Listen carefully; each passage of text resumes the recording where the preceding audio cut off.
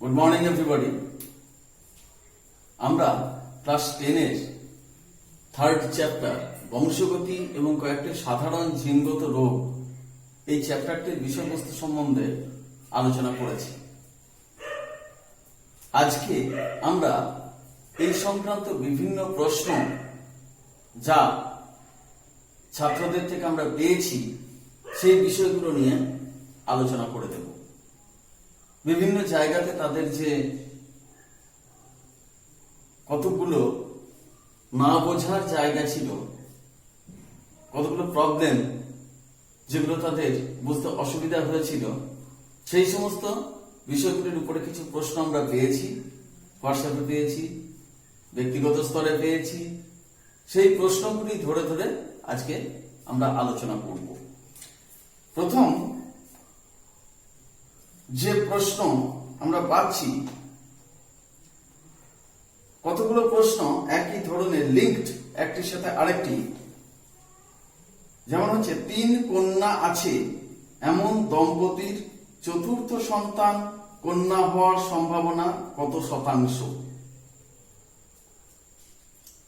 এরই সাথে আরেকটিও সংযুক্ত বা একই ধরনের, যমজদের ক্ষেত্রে লিঙ্গ নির্ধারণ হয় কিভাবে। তো প্রথমে আমরা যেটা আলোচনা করব সেটি হচ্ছে লিঙ্গ নির্ধারণ হয় কিভাবে। আমরা দেখেছি পুরুষ ক্রস স্ত্রী। পুরুষের ক্ষেত্রে আমরা ক্রোমোজোম দেহকোষে যেটা দেখেছি সেটি হচ্ছে 44 অটোজোম প্লাস XY দুটি সেক্স ক্রোমোজোম। স্ত্রী লোকেদের ক্ষেত্রে 44টি অটোজোম প্লাস XX দুটি সেক্স ক্রোমোজোম। এখান থেকে যখন গ্যামেট উৎপন্ন হয় তখন এই 44টি অটোজোম দুই ভাগে ভাগ হয়ে যায়, দুটি গ্যামেটে অর্থাৎ শুক্রাণুতে প্রবেশ করে, এবং এই যে দুটি সেক্স ক্রোমোজোম তারাও দুটি পৃথক পৃথক গ্যামেটে প্রবেশ করে, অর্থাৎ এই একটা শুক্রাণু এবং এই একটা শুক্রাণু, এইভাবে তারা প্রবেশ করে। স্ত্রী লোকেদের ক্ষেত্রে এটি একই পদ্ধতিতে বিভক্ত হয়। অটোজোমগুলি 22 জোড়া, সুতরাং 22টি অটোজোম এই গ্যামেটে এবং অপর 22টি অটোজোম অপর গ্যামেটে প্রবেশ করে, এবং যে দুটি সেক্স ক্রোমোজোম রয়েছে দুটি এক্স, সেই জন্য এই গ্যামেটেও একটি এক্স ক্রোমোজোম এবং এই গ্যামেটেও আরেকটি এক্স ক্রোমোজোম, এইভাবে তারা প্রবেশ করে। অর্থাৎ শুক্রাণু যেগুলি রয়েছে সেগুলি দুই প্রকারের হয়ে থাকে, একটিতে থাকে এক্স আরেকটিতে থাকে ওয়াই। ডিম্বাণু যেগুলি রয়েছে সেগুলি এক প্রকারেরই গ্যামেট উৎপন্ন করে, দুটিই হচ্ছে এক্স ক্রোমোজোম বিশিষ্ট। এখানে আরেকটি প্রশ্নের কথাও আলোচনা করে নেওয়া যায়। স্ত্রীলোককে হোমোগ্যামেটিক এবং পুরুষদের হেটেরোগ্যামেটিক লিঙ্গ বলে কেন? স্ত্রীলোকেদের হোমোগ্যামেটিক বলা হয় এই কারণেই যে তাদের দেহে উৎপন্ন যে গ্যামেট একই প্রকারের হয়ে থাকে, অর্থাৎ সমস্ত গ্যামেটই এক্স ক্রোমোজোম বিশিষ্ট হয়, সেই জন্য স্ত্রী লোকেদের হোমোগ্যামেটিক লিঙ্গ বলা হয়। হোমো অর্থাৎ সম।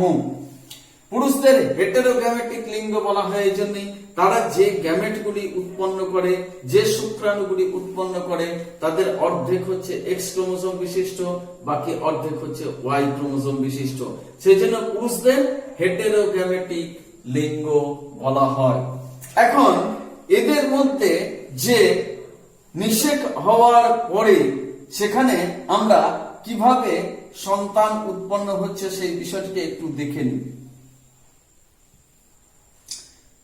এইগুলিকে আমি ফিমেল গ্যামেট করছি, 22A plus X, 22A plus X, আর এইগুলিকে পুরুষ গ্যামেট করছি শুক্রাণু, 22A plus X, 22A plus Y. শুক্রাণু এবং ডিম্বাণুর মিলনের ফলে উৎপন্ন হচ্ছে অপত্য বংশ সন্তান। এই শুক্রাণুর সাথে এই ডিম্বাণু মিলিত হলে হয় 44টি অটোজোম, অর্থাৎ 22 জোড়া অটোজোম প্লাস এক্স এক্স। এখানেও তাই 44টি অটোজোম প্লাস এক্স এক্স। এখানে 22 জোড়া অটোজোম বা 44টি অটোজোম হবে এখানে, এবং এক্স ওয়াই হচ্ছে সেক্স ক্রোমোজোম। এখানেও তাই 44টি অটোজোম প্লাস এক্স ওয়াই, অর্থাৎ এটি হচ্ছে কন্যা, এটি হচ্ছে কন্যা, এটি হচ্ছে পুত্র এবং এটি হচ্ছে পুত্র। অর্থাৎ নিষেকের পর কন্যা এবং পুত্র হওয়ার সম্ভাবনা সবসময় 50-50। 50% কন্যা সন্তান উৎপন্ন হওয়ার সম্ভাবনা, 50% পুত্র সন্তান উৎপন্ন হওয়ার সম্ভাবনা। এটা সাধারণভাবে লিঙ্গ নির্ধারণের যে প্রক্রিয়া রয়েছে সেটি। এখন পরপর 3টি কন্যা সন্তান হওয়ার পর চতুর্থ সন্তান পুত্র বা কন্যা হওয়ার সম্ভাবনা কতখানি? সাধারণভাবে যেটি দেখা যায় যে স্ত্রী দেহ থেকে একটি ডিম্বাণু একবারে উৎপন্ন হয়, স্ত্রী দেহ থেকে একটি ডিম্বাণু একবারে উৎপন্ন হয়, এবং পুরুষ দেহে প্রচুর শুক্রাণু উৎপন্ন হয়। তো স্ত্রী দেহে একবারে এক একটি ডিম্বাণু উৎপন্ন হচ্ছে। দম্পতির প্রথম সন্তান কন্যা, দ্বিতীয় সন্তান কন্যা, অর্থাৎ সেটি জন্মানো সময়কাল ভিন্ন। এটি যে বছর জন্মেছে তার থেকে অন্তত 1 বছর বাদে দ্বিতীয় সন্তান জন্মেছে, তার থেকে অন্তত 1 বছর বাদে তৃতীয় সন্তান জন্মেছে। কেন 1 বছর? না, গর্ভকালীন সময় হচ্ছে 280 দিন। মানুষের ক্ষেত্রে 280 দিন হচ্ছে গর্ভকালীন সময়। সুতরাং অন্তত পক্ষে 1 বছর পর পর এই কন্যা সন্তান তারা জন্মেছে, অর্থাৎ প্রত্যেকবারই ডিম্বাণু আলাদাভাবে উৎপন্ন হয়েছে এবং প্রত্যেকবারই শুক্রাণু আলাদাভাবে উৎপন্ন হয়ে তাকে নিষিক্ত করেছে, এবং প্রত্যেকবারই দেখা যাচ্ছে যে পুত্র এবং কন্যা সন্তান জন্মানোর সম্ভাবনা হচ্ছে 50-50।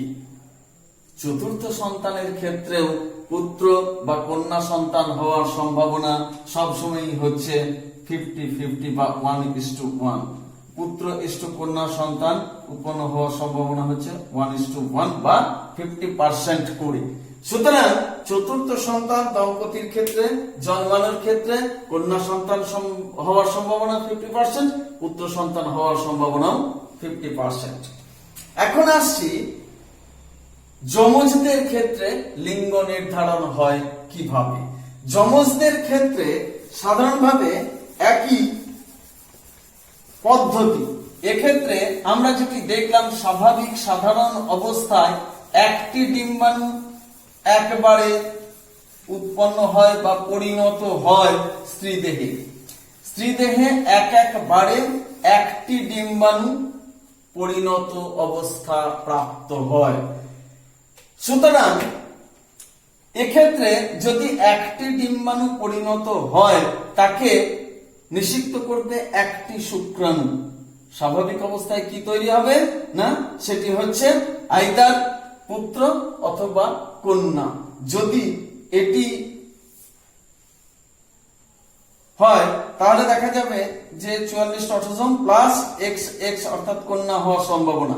আর তা না হয়ে যদি এই গ্যামেটটি যদি এর সাথে মিলিত হয়, ওয়াই ক্রোমোজোম বিশিষ্ট গ্যামেট যদি মিলিত হয়, তাহলে যেটা হবে 44 অটোজোম প্লাস এক্স ওয়াই, অর্থাৎ এটি কন্যা, এটি হচ্ছে পুত্র হওয়ার সম্ভাবনা। এখন এই যে যমজ, সেই যমজকে ইংরেজিতে বলে টুইন, এবং 2 ধরনের টুইন আমরা পরিবেশে দেখতে পাই। একটি হচ্ছে আইডেন্টিক্যাল টুইন, আরেকটি হচ্ছে ফ্র্যাটার্নাল টুইন। কোন কোন ক্ষেত্রে দেখা যায় যে একবারে একটি ডিম্বাণু পরিণতি লাভ না করে একই সাথে 2টি ডিম্বাণু পরিণতি লাভ করছে। তখন কি হতে পারে, দুটি ডিম্বাণুই যদি পরিণতি লাভ করে তখন একটি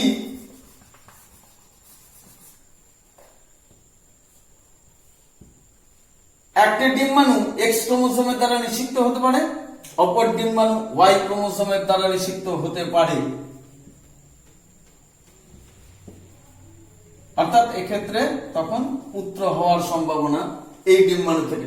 দুটি ডিম্বাণু যদি একই সাথে পরিণতি লাভ করে, দুটি ডিম্বাণুই যদি পৃথক সেক্স ক্রোমোসোম বিশিষ্ট শুক্রাণুর দ্বারা নিষিক্ত হয়, তাহলে তাদের ক্ষেত্রে তারা যমজ হলেও লিঙ্গ পৃথক হতেই পারে, একটি পুত্র একটি কন্যা হতেই পারে, আবার দুটি পুত্র হতে পারে, আবার দুটি কন্যাও হতে পারে। কারণ দুটি মাত্র যে এক্স এবং ওয়াই শুক্রাণু উৎপন্ন হয়েছে তা তো নয়, একটি ডিম্বাণু নিষিক্তকরণের জন্য কয়েক লক্ষ শুক্রাণুর প্রয়োজন হয়, যার অর্ধেক হচ্ছে এক্স ক্রোমোসোম বিশিষ্ট, অর্ধেক হচ্ছে ওয়াই ক্রোমোসোম বিশিষ্ট।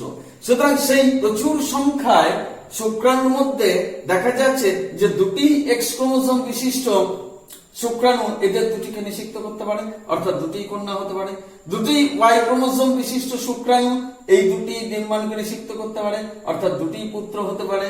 আবার একটি এক্স ক্রোমোসোম আরেকটি ওয়াই ক্রোমোসোম বিশিষ্ট শুক্রাণু দুটি পৃথক ডিম্বাণুকে নিষিক্ত করতে পারে, তখন একটি পুত্র একটি কন্যা উৎপন্ন হতে পারে। এটি কেন? ফ্র্যাটার্নাল টুইনের ক্ষেত্রে, অর্থাৎ একসাথে যখন দুটি ডিম্বাণু পরিণতি লাভ করে তখন এরূপ ঘটনা ঘটতে পারে।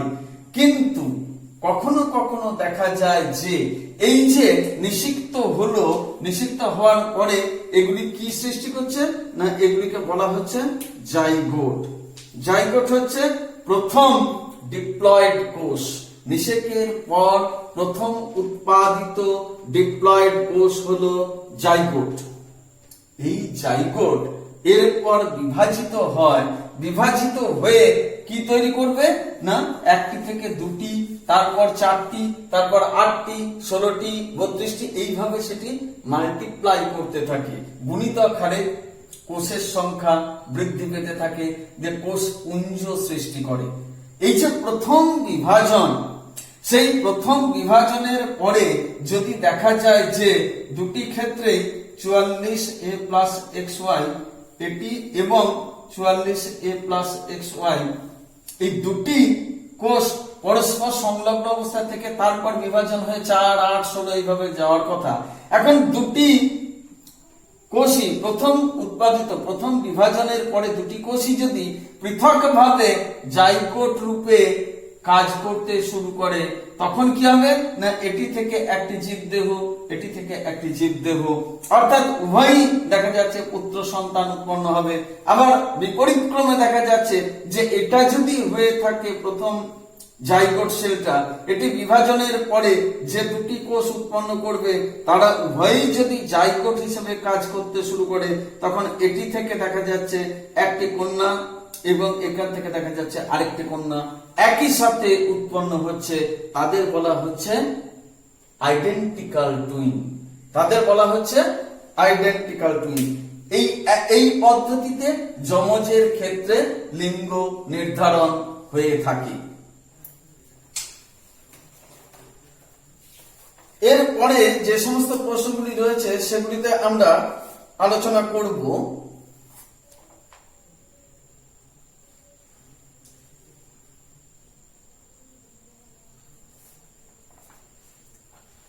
প্রশ্নগুলি এবার আমরা একটু দেখে নিই আর কি কি রয়েছে।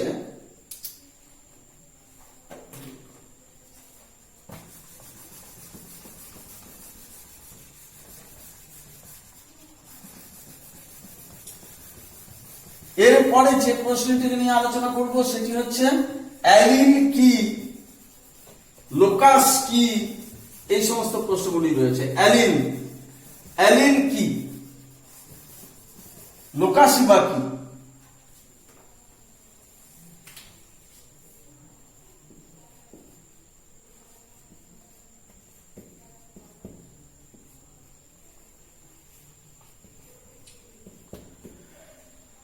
লোকাস হচ্ছে সমসমস্ত ক্রোমোজোমের, অর্থাৎ এই যে এক জোড়া ক্রোমোজোম এখানে দেহের দেহকোষের মধ্যে অবস্থান করছে সেই এক জোড়া ক্রোমোসোম সমস্ত যারা মরফোলজিক্যালি একই রকমের, তাদের এক বিভিন্ন নির্দিষ্ট জায়গাতে দেখা যাচ্ছে নির্দিষ্ট বৈশিষ্ট্য নির্ধারক জিন অবস্থান করে।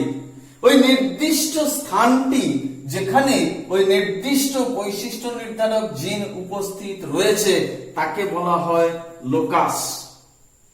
এবং এই যে সমস্ত ক্রোমোসোমের নির্দিষ্ট লোকাসে বৈশিষ্ট্য নির্ধারক জিন যেটি উপস্থিত রয়েছে সেই যুগ্ম জিন জোড়াকে বলা হয় পরস্পরের অ্যালিল। অর্থাৎ যদি ধরা যায় যে মটর গাছের দৈর্ঘ্য নির্দেশক জিন যেখানে উপস্থিত রয়েছে সেই জায়গাতে সেটি কি হতে পারে না লম্বা বৈশিষ্ট্য নির্ধারক জিন হতে পারে উভয় ক্ষেত্রেই, অথবা একটি লম্বা বৈশিষ্ট্য নির্ধারক জিন একটি ক্রোমোসোমে, অপরটিতে খর্ব বৈশিষ্ট্য নির্ধারক জিন হতে পারে, অথবা এই উভয় লোকাসে দুটি খর্ব বৈশিষ্ট্য নির্ধারক জিন অবস্থান করতে পারে। তো এক্ষেত্রে ক্যাপিটাল টি ও ক্যাপিটাল টি, ক্যাপিটাল টি ও স্মল টি, স্মল টি ও স্মল টি পরস্পরের অ্যালিল রূপে পরিগণিত হয়। অর্থাৎ সমস্ত ক্রোমোসোমের নির্দিষ্ট লোকাসে উপস্থিত যুগ্ম জিনকে একে অপরের অ্যালিল বলা হয়।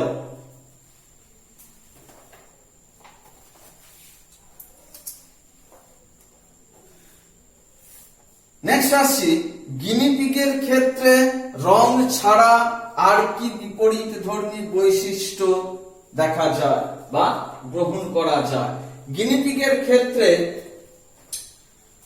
রং যেটি রয়েছে সে রং হচ্ছে কালো অথবা সাদা।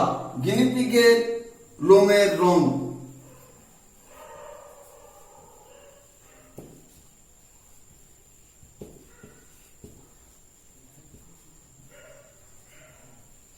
কালো এবং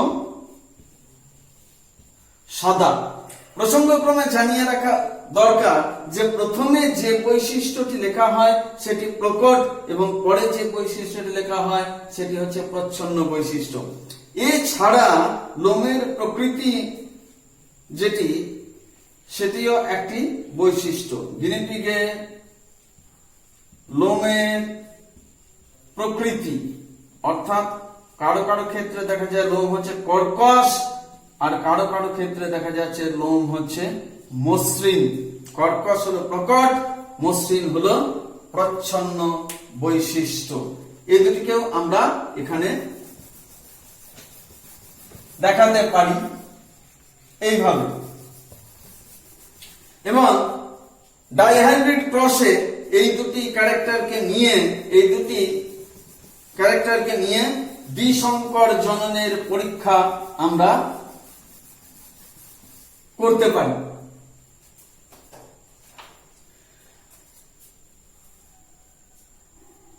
নেক্সট হচ্ছে জিনোটাইপ আর ফিনোটাইপ কি। জিনোটাইপ কি, ফিনোটাইপ কি?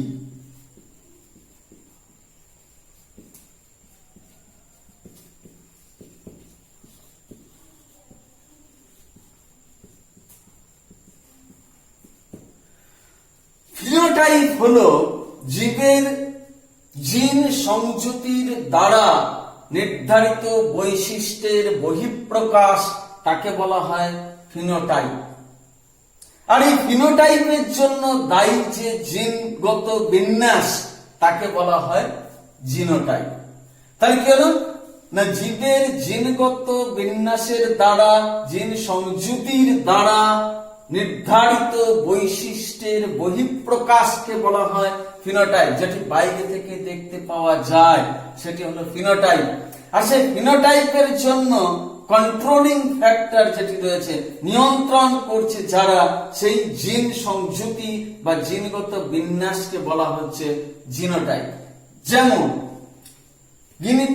মটর গাছের ক্ষেত্রে লম্বা বৈশিষ্ট্য, মটর গাছ লম্বা মটর গাছ যেটি রয়েছে এটি হচ্ছে ফিনোটাইপ। এটি হচ্ছে ফিনোটাইপ।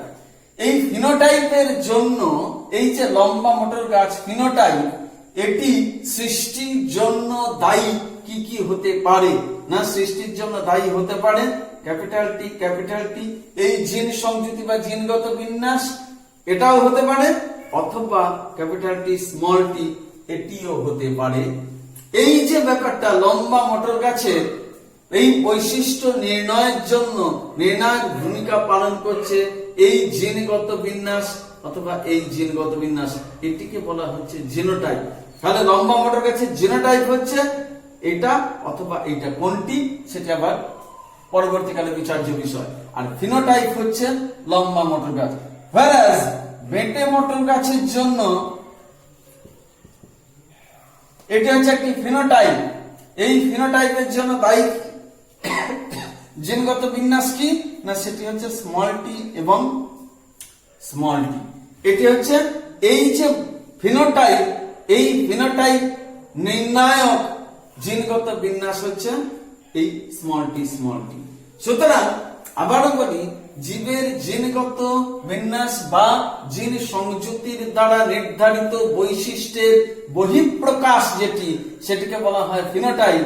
এবং এই বহিঃপ্রকাশ ঘটছে, যে ফিনোটাইপের যে বহিঃপ্রকাশ ঘটছে, সেই ফিনোটাইপের নির্ধারণকারী জিনগত সংযুতি বা জিনগত বিন্যাসকে বলা হচ্ছে জিনোটাইপ।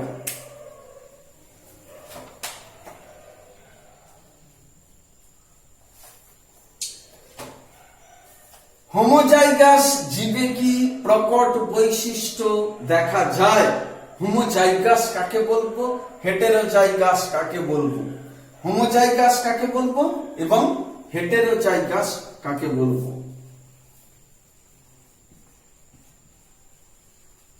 এবং হেটেরোজাইগাস।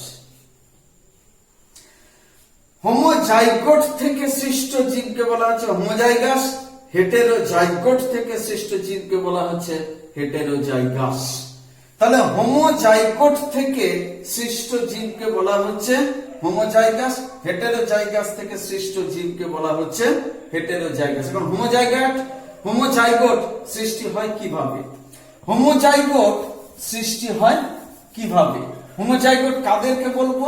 না, যে জীবের ডিপ্লয়েড কোষ অর্থাৎ প্রথম যে জাইগোটটির সৃষ্টি হচ্ছে ডিপ্লয়েড কোষ, সেখানে সমস্ত ক্রোমোসোমের নির্দিষ্ট লোকাসে একই ধরনের অ্যালিল উপস্থিত রয়েছে, তাদেরকে বলবো হোমোজাইগোট।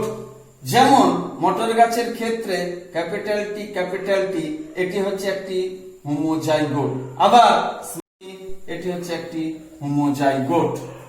অর্থাৎ এই জিনিসটি এলো কোথা থেকে? না, এটি এলো লম্বা মটর গাছ ক্রস লম্বা মটর গাছ, তবেই দেখা যাচ্ছে এখানে ক্যাপিটাল টি এখানে রয়েছে, ধরা গেল ক্যাপিটাল টি এবং ক্যাপিটাল টি। এখান থেকে একটি গ্যামেট এবং এখান থেকেও দেখা যাচ্ছে যে এই গ্যামেট উৎপন্ন হচ্ছে। এদের মিলনের ফলে অর্থাৎ দেখা যাচ্ছে যে একই ধরনের অ্যালিল সমন্বিত যে গ্যামেট, সেগুলির মিলনের ফলে যে জাইগোট উৎপন্ন হচ্ছে তাকে বলা হচ্ছে হোমোজাইগোট। বিপরীত ক্রমে বেটে ক্রস বেটে এদের মধ্যে থেকেও দেখা যাচ্ছে যে গ্যামেট উৎপন্ন হচ্ছে এই গ্যামেটের মিলনের ফলেও দেখা যাচ্ছে যে হোমোজাইগোট উৎপন্ন হচ্ছে। অর্থাৎ নির্দিষ্ট লোকাসে একই প্রকারের অ্যালিল উপস্থিত রয়েছে এবং এই হোমোজাইগোট থেকে উৎপন্ন যে জীব তাকে বলবো আমরা হোমোজাইগাস। হেটেরোজাইগাসের ক্ষেত্রে কি হচ্ছে? না, যখন দেখা যাচ্ছে যে একটি লম্বা মটর গাছের সহিত একটি বেটে মটর গাছের সংকরায়ন ঘটানো হলো, তখন কি হচ্ছে? না তখন দেখা যাচ্ছে বিশুদ্ধ লম্বার সাথে বিশুদ্ধ বেটে মটর গাছের সংকরায়ন ঘটানো হলো, তখন দেখা যাচ্ছে কি না এই ধরনের গ্যামেট উৎপন্ন হচ্ছে এবং এই গ্যামেটের সাথে এই গ্যামেটের যে মিলন ঘটছে তাতে দেখা যাচ্ছে সমস্ত ক্রোমোজোমের নির্দিষ্ট লোকাসে দুটি বিপরীত ধর্মী অ্যালিলের উপস্থিতি এবং সেই জাইগোটকে বলবো আমরা হেটেরোজাইগোট এবং সেই হেটেরোজাইগোট থেকে সৃষ্ট জীবকে বলবো আমরা হেটেরোজাইগাস। অর্থাৎ হোমোজাইগোট থেকে উৎপন্ন জীব হচ্ছে হোমোজাইগাস, যে হোমোজাইগোটের সমস্ত ক্রোমোজোমের নির্দিষ্ট বিন্দুতে একই প্রকারের অ্যালিল থাকে তাকে হোমোজাইগোট বলবো এবং সেখান থেকে সৃষ্ট জীবকে হোমোজাইগাস। দুটি পৃথক বিশুদ্ধ বৈশিষ্ট্য সম্পন্ন জীবের পরনিষেধ ঘটানোর ফলে যে জাইগোট উৎপন্ন হয় তাকে হেটেরোজাইগোট বলা হয়। কেন না এখানে সমস্ত ক্রোমোজোমের নির্দিষ্ট বিন্দুতে দুটি বিপরীত ধর্মী অ্যালিলের উপস্থিতি দেখা যায়, সেজন্য সেটি হচ্ছে হেটেরোজাইগোট এবং সেই হেটেরোজাইগোট থেকে সৃষ্ট জীবকে বলবো আমরা হেটেরোজাইগাস।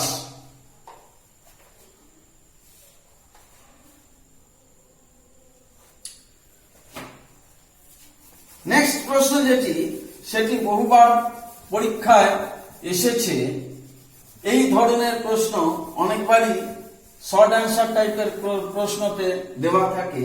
সেটি হচ্ছে এরকম যে ক্যাপিটাল বি স্মল আর জিনোটাইপ যুক্ত গিনিপিগ থেকে কয় প্রকারের গ্যামেট উৎপন্ন হবে।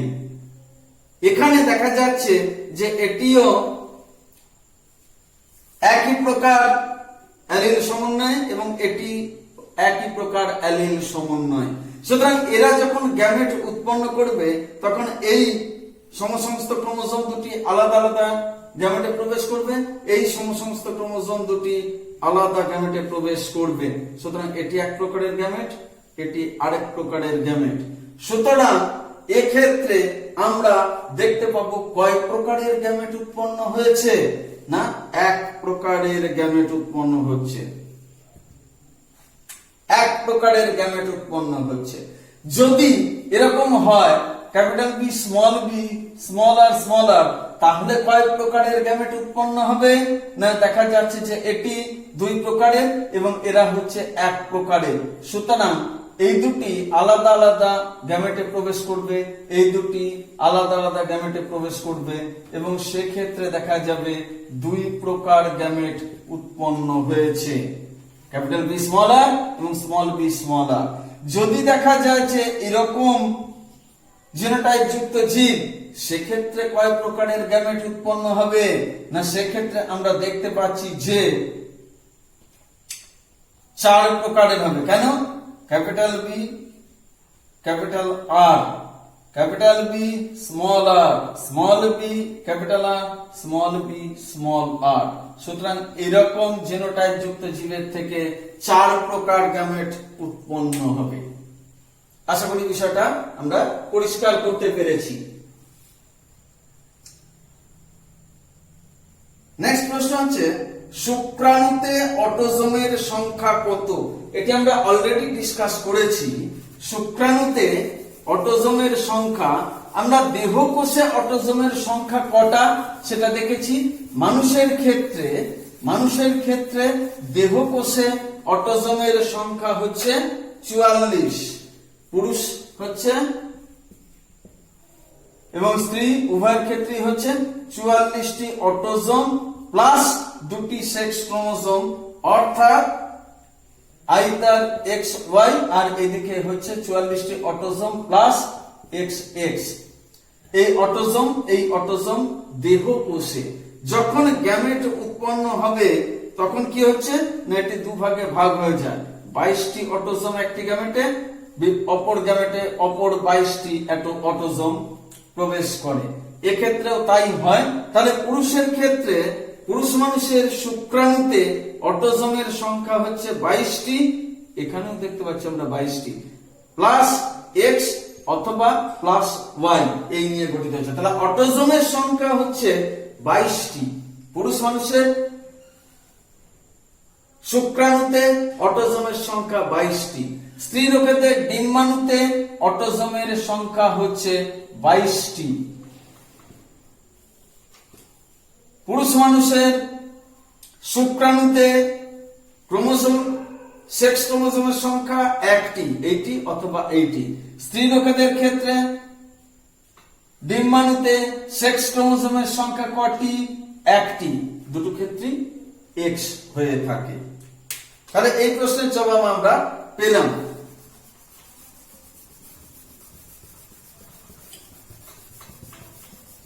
নেক্সট প্রশ্ন যেটি সেটি হচ্ছে যে কি কারণে বর্ণান্ধতার ঘটনা স্ত্রীলোকের তুলনায় পুরুষে বেশি দেখা যায়? কি কারণে বর্ণান্ধতার ঘটনা স্ত্রীলোকের তুলনায় পুরুষে বেশি দেখা যায়? একই ধরনের প্রশ্ন হচ্ছে এক্স লিঙ্কড জিনগুলির দ্বারা প্রকাশিত রোগ লক্ষণগুলি পুরুষ দেহে প্রকাশিত হয় কেন? এক্স লিঙ্কড জিনগুলির দ্বারা প্রকাশিত রোগ লক্ষণগুলি পুরুষ দেহে প্রকাশিত হয় কেন? তাহলে এখানে আমাদের এক্স ওয়াই জিনের মাধ্যমে অর্থাৎ সেক্স লিঙ্কড ইনহেরিটেন্স যেটা রয়েছে, লিঙ্গ সংযোজিত যে উত্তরাধিকার রয়েছে, সেই বিষয়টির দিকে আমাদের দৃষ্টি দিতে হবে। লিঙ্গ সংযোজিত উত্তরাধিকার হলো দুই প্রকারের। উদাহরণ নিয়ে আমাদের কাজ করতে হচ্ছে। একটি হচ্ছে হিমোফিলিয়া। এই হিমোফিলিয়া সম্বন্ধে আমরা ডিটেল আলোচনা করেছি। আরো একটি হচ্ছে বর্ণান্ধতা।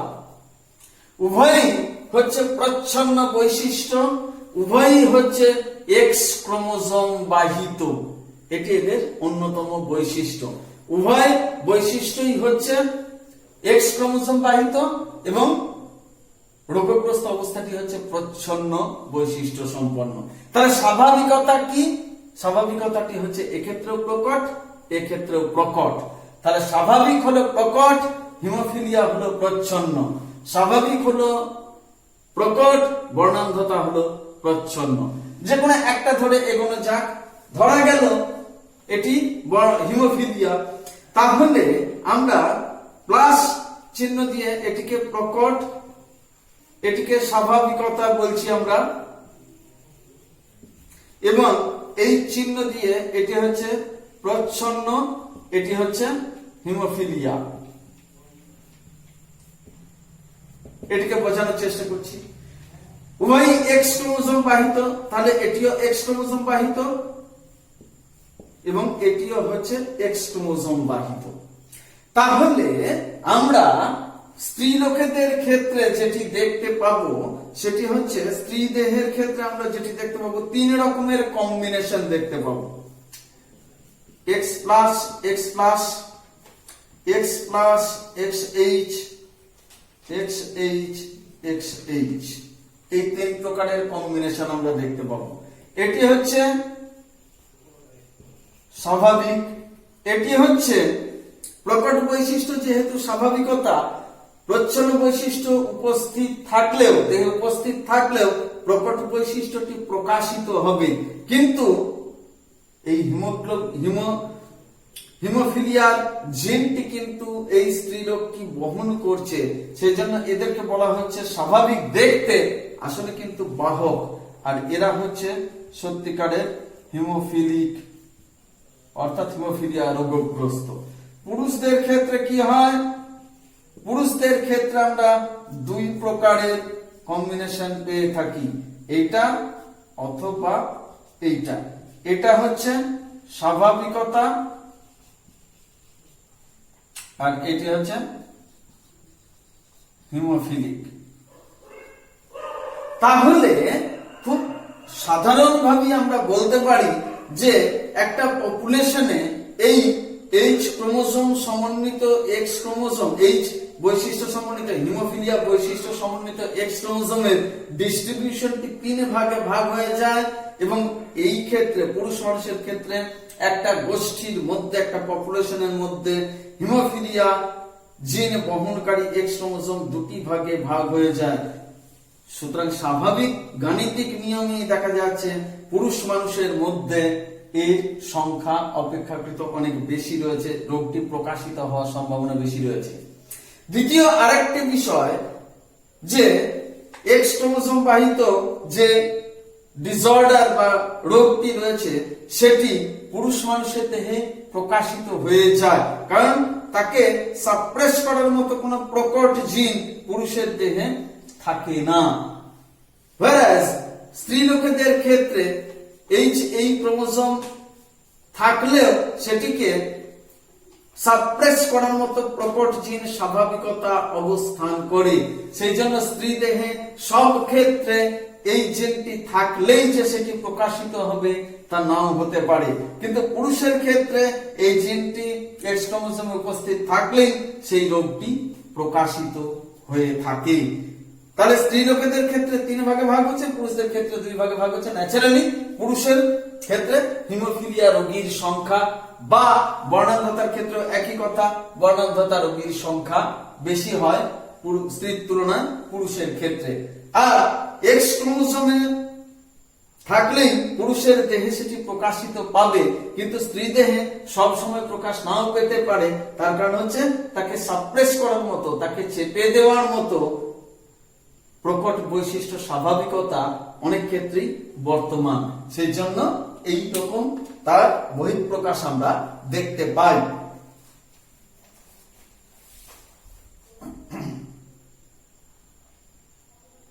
এবার 3টি প্রবলেম নিয়ে আমরা আলোচনা করব। তো হিমোফিলিয়া যেমন রয়েছে, বর্ণান্ধতা রয়েছে, হিমোফিলিয়ার ক্ষেত্রে কি বলছে? পিতা স্বাভাবিক ও মাতা হিমোফিলিয়া বাহক হলে সন্তানেরা কেমন হবে? পিতা স্বাভাবিক, মাতা হিমোফিলিয়া বাহক হলে সন্তানেরা কেমন হবে? পিতা স্বাভাবিক অর্থাৎ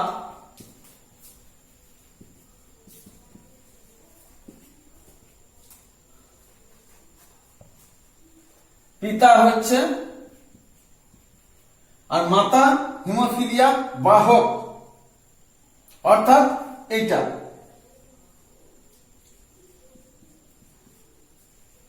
এই হচ্ছে তাদের জিনোটাইপ।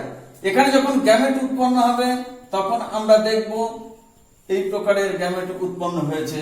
এখানে যখন গ্যামেট উৎপন্ন হবে তখন আমরা দেখব এই প্রকারের গ্যামেট উৎপন্ন হয়েছে। এদের চেকার বোর্ডে যদি আমরা ফেলি তাহলে কি কি দেখতে পাবো একটু দেখে নেওয়া যাক। এগুলি হচ্ছে তাহলে শুক্রাণু, এগুলি হচ্ছে ডিম্বাণু। তাহলে এই শুক্রাণু ডিম্বাণুর মিলনের ফলে আমরা দেখতে পাচ্ছি কন্যা সন্তান উৎপন্ন হচ্ছে এবং সেটি হচ্ছে স্বাভাবিক।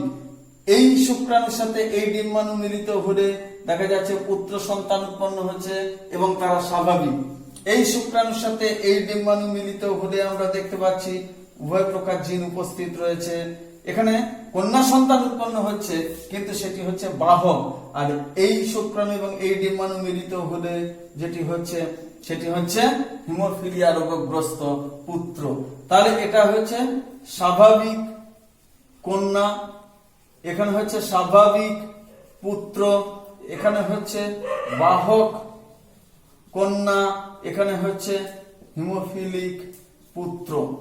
অর্থাৎ প্রথম অপত্যজনিতে উৎপাদিত কন্যাদের মধ্যে অর্ধেক হবে স্বাভাবিক, অর্ধেক বাহক, এবং প্রথম অপত্যজনিতে উৎপন্ন পুত্রদের মধ্যে অর্ধেক হবে স্বাভাবিক, অর্ধেক হবে হিমোফিলিক। যদি পিতা স্বাভাবিক হন এবং মাতা বাহক হন সেক্ষেত্রে এই বিষয়টিকে আমরা দেখতে পাবো। স্বাভাবিক পিতা এবং বাহক মাতা হলে পর এই ধরনের পুত্র কন্যা উৎপাদনের সম্ভাবনা থেকে যাচ্ছে। দ্বিতীয় প্রবলেম যেটা সেটা কি? পিতা মাতা দুজনেই স্বাভাবিক কিন্তু সন্তান হিমোফিলিয়া আক্রান্ত হবে কেন? পিতাও স্বাভাবিক মাতাও স্বাভাবিক, সন্তানেরা হিমোফিলিক আক্রান্ত হবে কেন? এক্ষেত্রে মাতা আপাত দৃষ্টিতে স্বাভাবিক, কিন্তু তিনি হচ্ছেন বাহক, অর্থাৎ তার জিনোটাইপ হচ্ছে এখানে হিমোফিলিয়া রোগগ্রস্ত জিনকে বহন করছে। পিতাও স্বাভাবিক, মাতাও আপাত স্বাভাবিক, কিন্তু বাহক, তবেই এটি হতে পারে। আপাত স্বাভাবিক কিন্তু আসলে হচ্ছেন বাহক, সেই কারণে সন্তানের হিমোফিলিক পুত্র সন্তান হওয়ার সম্ভাবনাটা সেক্ষেত্রে থেকে যাচ্ছে, তাছাড়া এটি হওয়ার সম্ভাবনা নেই।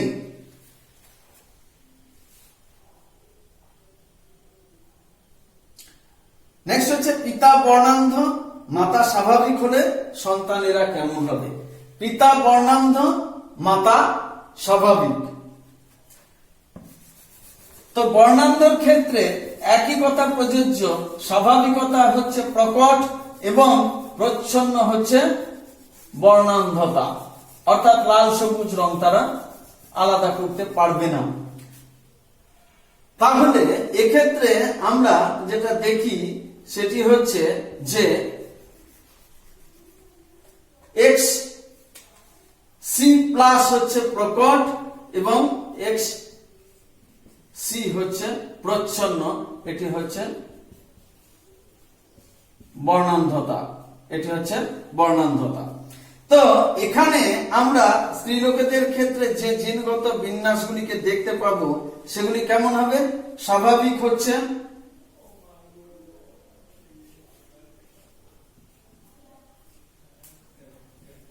XC প্লাস XC প্লাস, বাহক হচ্ছে XC প্লাস XC, আর বর্ণান্ধর ক্ষেত্রে কি হবে?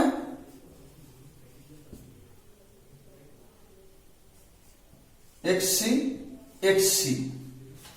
পুরুষ মানুষের ক্ষেত্রে স্বাভাবিকতা কি না XC প্লাস Y, আর XC Y হলে পরে সেটি হচ্ছে বর্ণান্ধ পুরুষ। তো আমাদের এখানে যে প্রবলেমটি দেওয়া আছে সেটি হচ্ছে পিতা বর্ণান্ধ, মাতা স্বাভাবিক হলে সন্তানেরা কেমন হবে? পিতা বর্ণান্ধ, তাহলে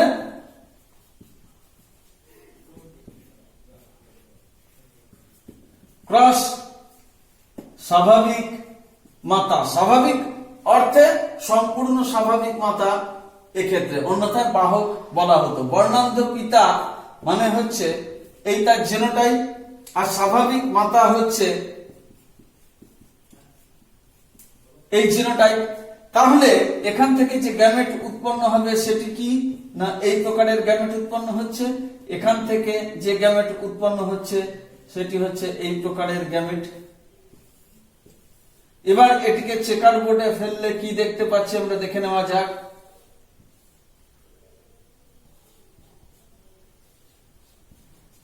এই গ্যামেটগুলি এখানে রয়েছে, এই গ্যামেটগুলি এখানে রয়েছে। এখন এই পুরুষ গ্যামেটের সাথে এই স্ত্রী গ্যামেট মিলিত হলে এই রেজাল্ট পাওয়া যাবে, এই পুরুষ গ্যামেটের সাথে এই স্ত্রী গ্যামেট মিলিত হলে এই রেজাল্ট পাওয়া যাবে, এই পুরুষ গ্যামেটের সাথে এই স্ত্রী গ্যামেট মিলিত হলে এই রেজাল্ট পাওয়া যাবে, এই পুরুষ গ্যামেটের সাথে এই স্ত্রী গ্যামেট মিলিত হলে এই রেজাল্ট পাওয়া যাবে। অর্থাৎ এক্ষেত্রেও হচ্ছে বাহক কন্যা, এক্ষেত্রেও হচ্ছে বাহক কন্যা, এক্ষেত্রে হচ্ছে স্বাভাবিক পুত্র, এক্ষেত্রেও হচ্ছে স্বাভাবিক পুত্র।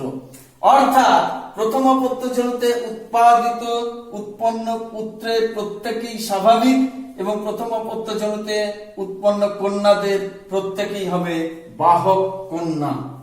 এটি হচ্ছে বর্ণান্ধ পিতা এবং স্বাভাবিক মাতার বিবাহের ফলে উৎপন্ন সন্তানদের যে সম্ভাবনা সেটির কথা এখানে বলা হলো।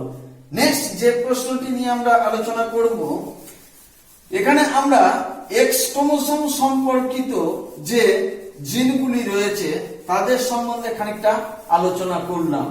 প্রশ্ন হচ্ছে যে হল্যান্ড্রিক জিন কাকে বলে। হল্যান্ড্রিক জিন হলো ওয়াই ক্রোমোসোমে উপস্থিত জিন। হল্যান্ড্রিক জিন বলা হচ্ছে ওয়াই ক্রোমোসোমে উপস্থিত জিন।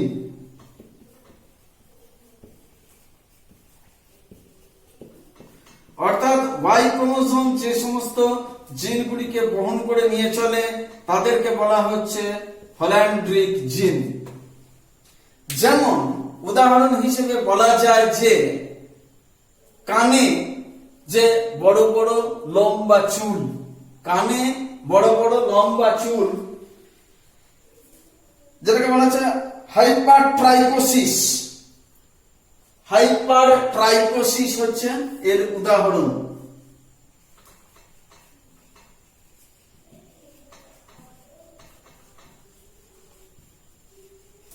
অর্থাৎ কর্ণছত্র বা পিনা এটাতে বেশি লম্বা লম্বা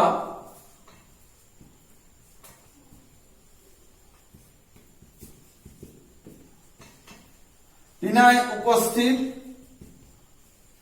লম্বা চুল, এটি ওয়াই ক্রোমোসোমে উপস্থিত থাকে।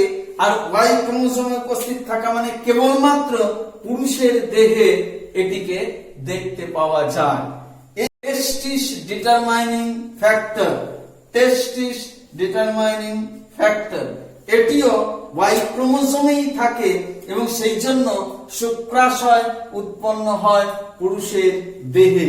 এগুলি হচ্ছে ওয়াই ক্রোমোসোম উপস্থিত জিন এবং এই জিনগুলিকে বলা হয় হল্যান্ড্রিক জিন। এটির প্রকাশ কেবলমাত্র পুরুষের দেহেই হয়ে থাকে।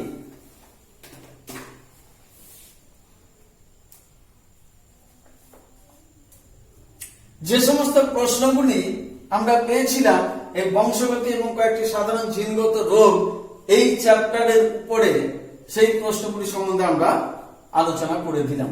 Thank you.